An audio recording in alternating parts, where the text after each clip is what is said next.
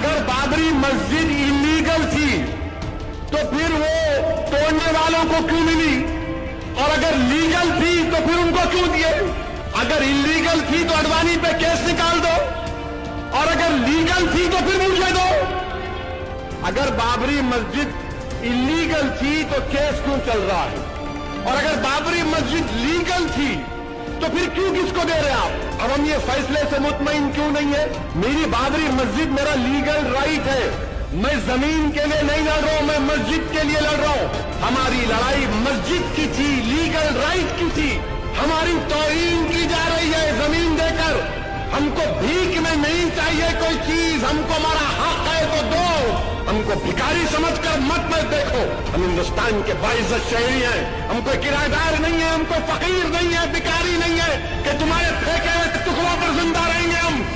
जब तक दुनिया रहेगी, सुनो संघ परिवार, हम हिंदुस्तान में बाबरी मस्जिद की शहादत का जिक्र करते रहेंगे। दुनिया को बताएंगे कि तुमने जाकर सुप्रीम कोर्ट से वादा किया था कि मस्जिद की एक ईंट को हाथ नहीं लगाया जाएगा। तुम्हारे लोगों ने मस्जिद को शहीद किया, और हमारी मस्जिद जो 550 साल से वहां पर थी, जहां पर हमने हय्या अल सलाह और हय्या अल फलाह की सदाएं दी, तुमने मस्जिद को शहीद किया और मोमेंटों के तौर पर तुमने ईंट को उठाकर लेकर गए। हम अपने बच्चों को सिखाकर जाएंगे इस दुनिया से।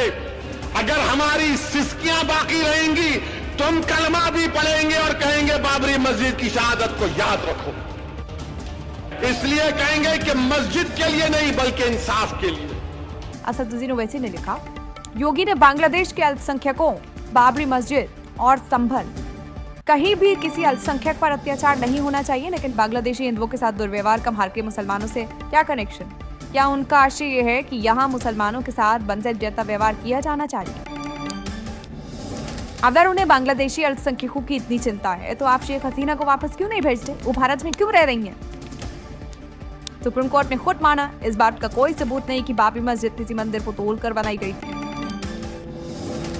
संभल जामा मस्जिद का मामला भी 1877 और 79 में सुलझ गया था। अदालतों में साफ कह दिया गया था वहां कोई मंदिर नहीं, ना ही वहां पूजा की जाती है। योगी की दुकान में सत्य का कोई मूल्य नहीं। लेकिन इसका मतलब यह नहीं कि हम चुपचाप उस पर विश्वास कर लेंगे। उनके बयान से स्पष्ट हो गया, मस्जिदों को मंदिर में बदलने के ये मामले बीजेपी द्वारा प्रायोजित हैं। जब कोई मामला अदालत में विचाराधीन हो तो किसी को भी उसे प्रभावित करने का अधिकार नहीं है।